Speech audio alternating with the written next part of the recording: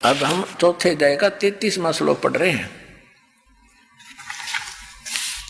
हे परंतम अर्जुन, द्रव्य में यज्ञ की अपेक्षा ज्ञान यज्ञ अत्यंत श्रेष्ठ है, और यावन मात्र संपूर्ण कर्म ज्ञान में समाप्त हो जाते हैं।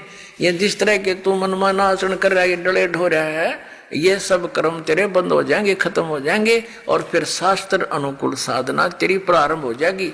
वो तत्व ज्ञान को समझ, यानी वो ज्ञान यज्ञ श्रेष्ठ है।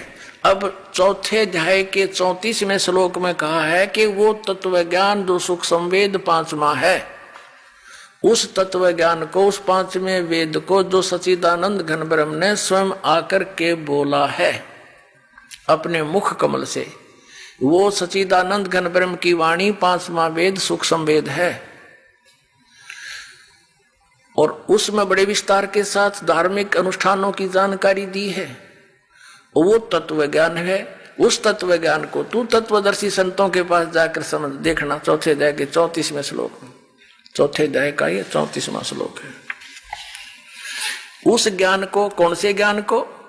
जो सच्चिदानंद घन ब्रह्म ने अपने मुख कमल से बोला है, सच्चिदानंद घन ब्रह्म की वाणी में 5वां वेद है। उस तत्व ज्ञान को तू तत्वदर्शी ज्ञानियों के पास जाकर समझ, उनको भली भांति दंडोत प्रणाम करने से और उनकी सेवा करने और कपट छोड़कर सरलता पूर्वक प्रसन्न करने से वे परमात्म तत्व को तत्वदर्शी न है, तत्वदर्शी संत तत्वदर्शी न है। भली भांति परमात्म तत्व को यानी तत्वदर्शी संत ज्ञानी महात्मा तुझे तत्व ज्ञान का उपदेश करेंगे। अपने आत्माओं, इन आचार्य नर शंकराचार्यों ने कख भी पता नहीं अध्यात्म मार्ग का, और 2500 वर्ष से हमें फिर गुमराह करके हमें खजूर पर टांग कर चले गए। अधिक जानकारी के लिए डाउनलोड करें संत रामपाल जी महाराज ऐप व सब्सक्राइब करें संत रामपाल जी महाराज यूट्यूब चैनल।